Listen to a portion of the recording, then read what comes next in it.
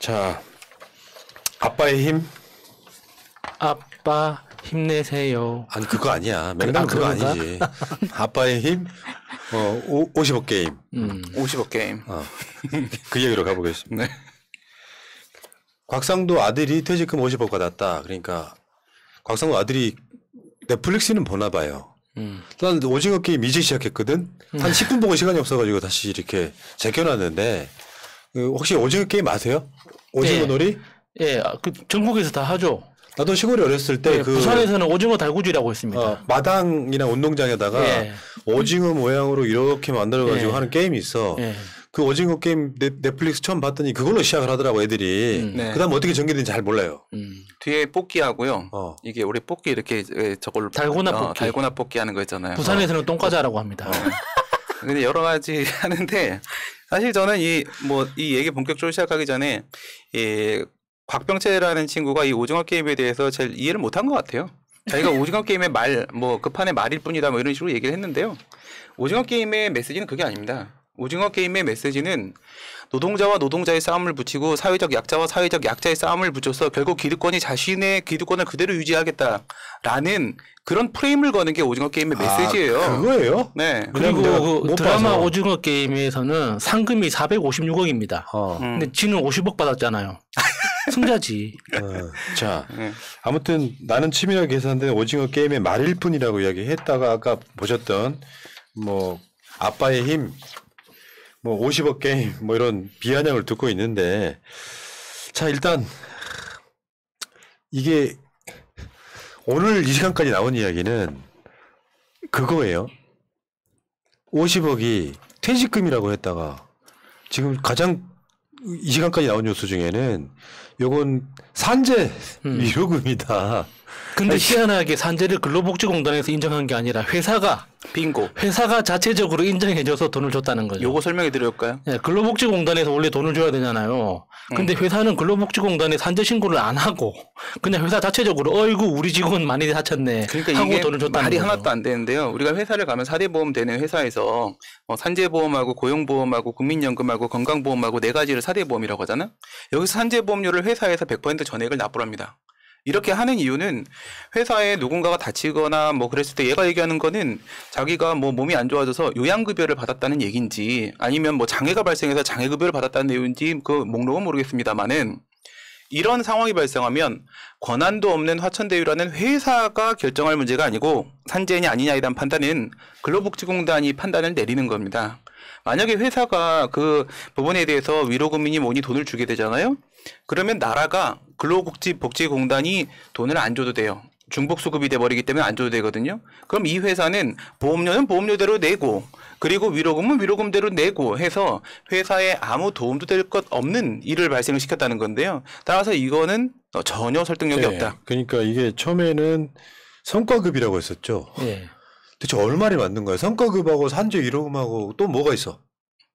지금 얘가 지금 세 가지를 얘기한 건데요. 맨 처음에 퇴직금을 얘기를 했다가 그다음에 이제 여기에는 성과급이다 이런 얘기를 꺼냈다가 근데 내가 몸이 안 좋아졌다 너무 열심히 일하다가 근데 제가 읽어보니까 열심히 일 안 했던데요. 이거 좀 이따 제가 다 반박해 드릴게요. 그러니까 열심히 일한 건 하나도 없어요. 이명이 생길 정도에서 산재 위로금이면 나는 있잖아 맨날 헛것이 보여. 근데 우리 아버지가 대단한 사람도 아니고 이미 돌아가셨고 좀 드려줘.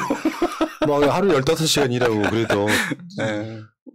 퇴직금 비슷한 것이 없는 나도 청년은 아니지만 이거 보면서 씨발 세상 우리 족같이 사는구나 진짜 민주주의 만들어 놓으면은 진짜 이득 보는 새끼들은 따로 있구나 이런 생각 들잖아요. 우리 중에 그 마차님이 법인 사업체를 운영해 보신 적이 있잖아요. 그러면 만약에 직원이 어느 정도 수익을 회사에 가지고 오면 50억 성과금을 줄 수 있어요? 한 5천억은 만들어 와야지 50억 주지. 그렇죠. 아니 회사 수익이 회사가 장사 다 하고 남은 돈이 500억인데 그중에 50억을 성과급으로 주는 그런 회사가 세상에 어디 있습니까? 그러니까 언론 보도가 존나 악의적인 게 어제인가 SBS 보도가 가장 악의적이었어요. 단독을 걸었는데 곽상도 아들은 성과급인지 뭔지 50억을 받았잖아. 그럼 나머지도 몇 억 이상을 받는다 이런 보도를 냈어요.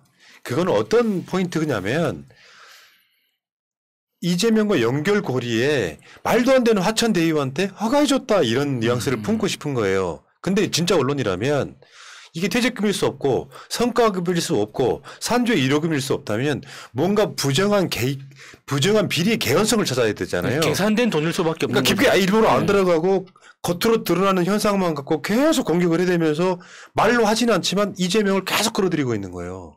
어제 내가 요즘에 JTBC, SBS 보면 JTBC하고 SBS는 이재명과 연관성을 찾지도 못하면서 냄새만 풍기고 지금 어제도 그제도 가장 뉴스가 훌륭했던 게 저는 MBC였다고 봐요. KBS는 약간 바보 같고 그러니까 뭔가 치우치게 보도를 못한다는 느낌이 있어갖고 진짜로 뉴스가 수박 거달기예요.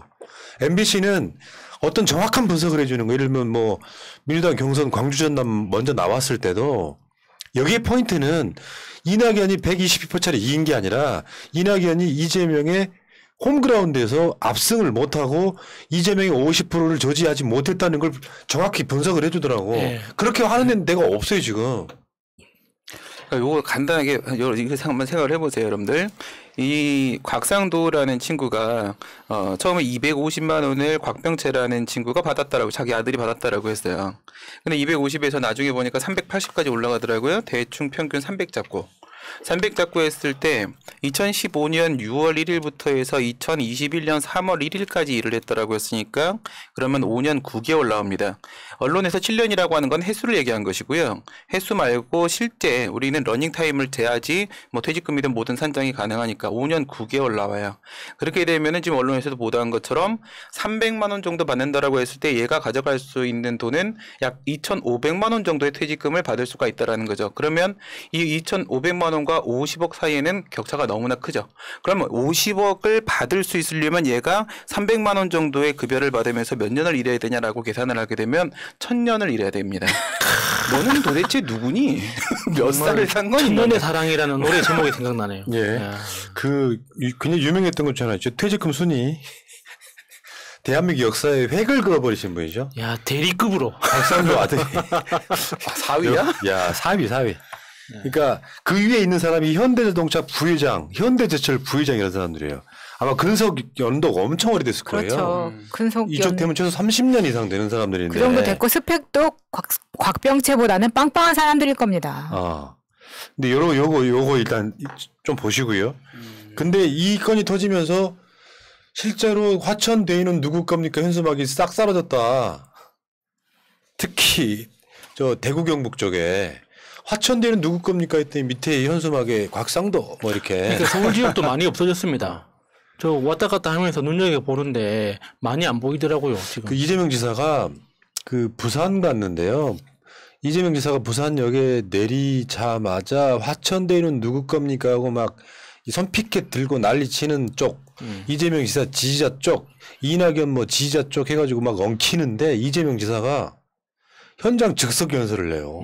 아, 멋있던데. 멋있다. 그 현장 돌파형 이런 느낌이 드는 게 그 영상이 지금 편집돼가지고 새날 채널에 올라와 있거든요. 맞습니다. 짧은 한 2분짜리인데 그렇게 해서 핵심을 정확하게 짚더라고. 이게 정치인에 관한 진짜 품격이라고 생각해요.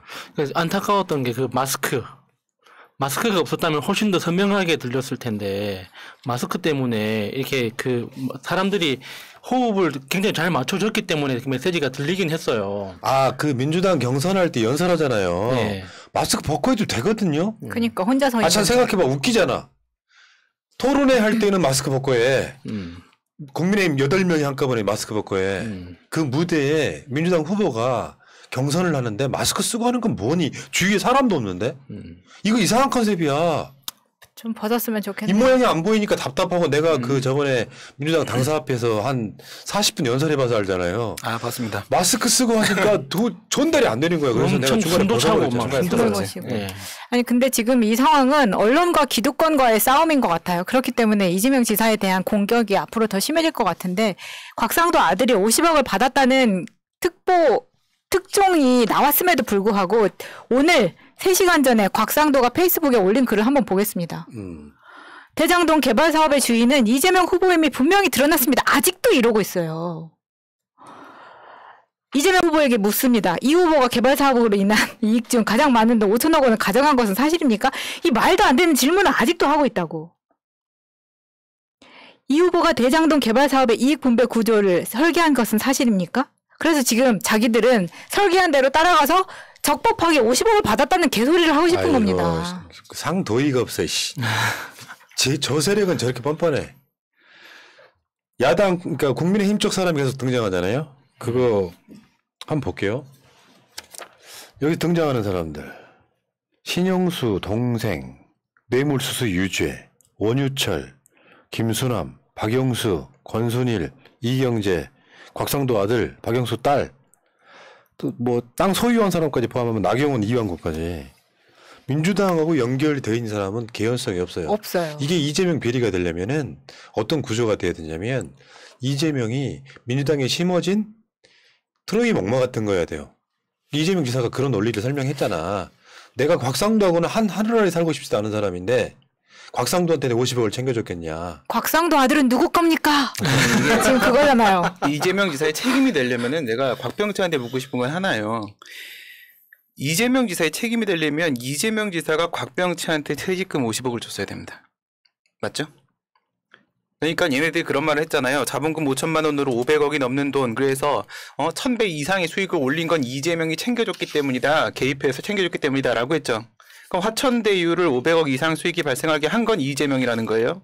그러면 거기서 50억을 곽병철한테 준 것도 역시 이재명이어야 되는 것입니다. 그럼 이재명은 곽상도와 무지하게 친한 사람이 되고 조카처럼 곽병철을 챙겨줘야 된다는 얘기거든요. 여기에 도달하지 않으면 지금까지 얘기했던 모든 이재명 지사의 의혹은 다 거짓으로 끝나버리게 되는 거예요. 그러니까 지금까지 나온 여러 가지 정황들 속에 보면 저 돈은 사후 뇌물이다는 게 가장 대세예요, 대세. 예. 맞아요. 그게 그러니까, 가장 합리적인 추론인 것 같아요. 사후 뇌물이다. 뭐 배당금도 아닌 것 같고 사후 뇌물이다라고 하는 건 이제 여기 최태원 등장하는 그 장면부터 시작을 해야 되겠죠. 저거 잠깐만 일단 보겠습니다. 최태원 SK 회장 징역 4년 법정 구속 최재원 무죄 해가지고 최태원이 박근혜 정권 때 감옥에 갇히고 요것을 이제 박근혜가 사면해주기 위해선 지금 여러 가지 로비를 하고 그 로비 과정에 민정수석이든 곽상도가 힘을 써줬다. 결국엔 사면이 됐다. 여기까지 이제 좀 한 발짝 더 나아가는 거고요. 그러니까 화천대유한테 돈을 빌려준 사람이 누구냐 보도가 나왔었잖아요. 그게 이제 최기원이라고 최태원 여동생. 근데 나중에 또 다른 보도가 또 나왔어요. 아직 돌려받지 못했다. 뭔 돌려받아 그냥 줬겠지. 그 사업이 끝난 지가 언젠데 아직까지 못 돌려받습니까? 근데 또 그런 그 뉴스도 있잖아요. 그 화천대유 이 대표이사가 화천대유로부터 470억 정도를 대여를 받아가지고 지금 돈을 빌린 상태다. 그러면 그 돈은 어디로 갔을까? 그러니까. 아니 그 말이라니까요. 예, 따져봐야 되는 거죠. 아니, 저는 저 사람이 돌려받지 못했다라는 부분은 전 개연성은 있다고 생각을 해요. 아직까지 지금 2021년도 현재 진행형인 상황이기 때문에 이 화천대유라는 회사가 사실상 그 얘기했던 수익 500억이 넘는 그 돈을 현재 귀속이 된 상태가 아닙니다. 이것이 지금 미실현 이익의 상태거든요. 현재 실현이 안 된 상태이기 때문에 저 사람에게 그 돈을 돌려주지 못했을 수는 있겠지만 그렇다면 같은 맥락에서 생각을 한다면요. 지금 이 곽병채가 곽상도 아들이 받아간 50억이라는 것은 세 가지 위로금이란 퇴직금이란 그다음에 성과금이라는 것 중에서 사이즈가 제일 클 수 있는 건 그나마 성과금이에요. 근데 이 성과금이 말씀드린 같은 이유에서요. 미실현 이익입니다. 어느 정도의 성과, 어느 정도의 이윤 배분이라고 한다면 이윤이 어디까지 났는지가 나와야지 돈을 줄 수가 있는 건데 미실현 이익 상태에서 곽병채에게는 돈이 이미 건너갔다는 거예요. 4월 달에. 이 자체가 말이 안 되는 거예요. 보통 이럴 땐 그걸 이윤 배분을 한다고 하더라도 이후에 이렇게 되면 주겠다라고 그렇게 계약을 하고 이후 차후 지급을 하거나 아니면 일부 금액을 먼저 지급한 후에 나중에 수익액을 정확하게 산정하고 그 다음에 분할 지급을 하거나 이렇게 되는데 시작과 동시에 4월 달에 얘들은 3월에 계약을 바꿔버리고 4월 달에 일시금으로 지급을 했기 때문에 이것은 뭐 말씀하신 뭐 그런 방식이 사후 뇌물일 수도 있고 아니면 뒤로 돌려서 움직인 우회 투자일 가능성도 있고 어쨌든 저는 곽상도가 개입됐다라고 생각이 들고요. 이건 합리적인 의심인데 최기원 얘기를 하셨으니까 말씀을 드리면 화천대유한테 돈을 450억을 댄 회사가 있습니다. 투자자문회사가 있어요.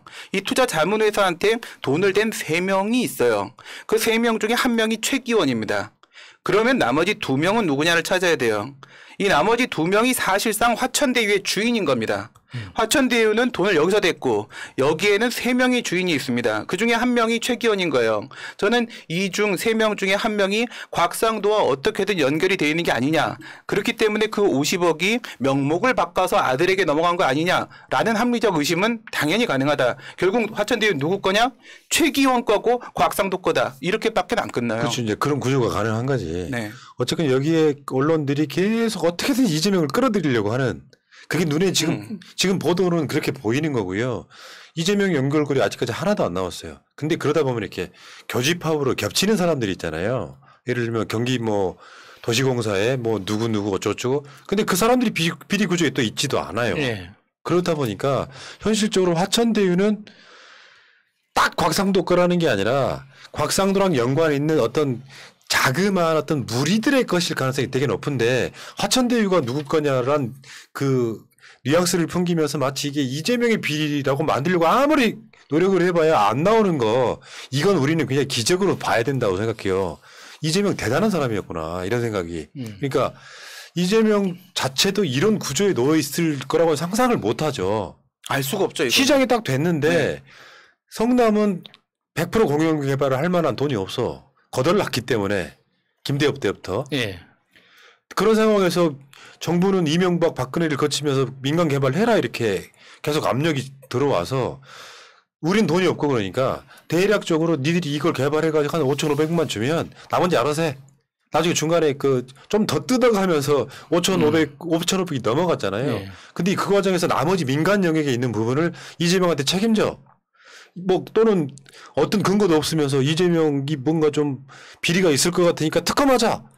다시 한번 말씀드립니다. 특검 주장하는 사람들은 지금 말도 안 되는 주장을 하고 있는 거예요. 특검 만들어지는데 최소 3, 4개월 이상 걸려요. 그 사이에 이재명이 어떤 비리 냄새만 엄청 풍기면서 증거인멸할 시간 다 줘버리는 거야. 결국에는 검찰 수사가 가장 빠른 방법이에요. 즉시 추사해가지고 증거인멸을 없이 찾아내서 이게 이재명의 비리가 아니라 나중에 그렇게 만들겠지. 네. 그쪽에 어마어마한 비리가 나오면 이재명이 결국엔 그거를 감시하지 못했다, 막지 못했다 프레임으로 가겠죠. 거기다가 지금 바로 검찰 수사를 할 수 있는 빌미가 바로 드러났잖아요. 그러니까 곽상도 아들에 대해서 성과급이든 퇴직금이든 50억을 지급을 했다고 했는데 세금 대하고 28억을 현금으로 곽병채 씨 통장에 입금했다고 하죠. 그런데 그게 회계 처리상 근거가 불명확합니다. 그게 산재라고 하더라도 퇴직금이라고 하더라도 어떤 명분을 잡아도 그게 어떤 횡령 또는 배임의 정황이 굉장히 그렇지. 심각하게 보이는 거거든요. 그러니까 이 경찰이 봤을 때 이거는 분명히 지금 범죄 혐의가 인지가 됐기 때문에 이건 수사를 할 수밖에 없는 거거든요. 그러면은 그 50억을 중심으로 수사를 하다 보면은 그 법인 내부의 자금을 쭉 추적할 수밖에 없게 되고 그러다 보면은 결국에는 화천대유가 누구 건지 천화동인이라는 그 법인은 또 그 실체가 무엇인지에 대해서 분명하게 드러날 거라고 봅니다. 이거는 결국 저는 게이트일 수밖에 없다고 생각하고 지금 그 28억 자체도 좀 이해가 안 돼요. 저는 계산이 안 나오더라고요.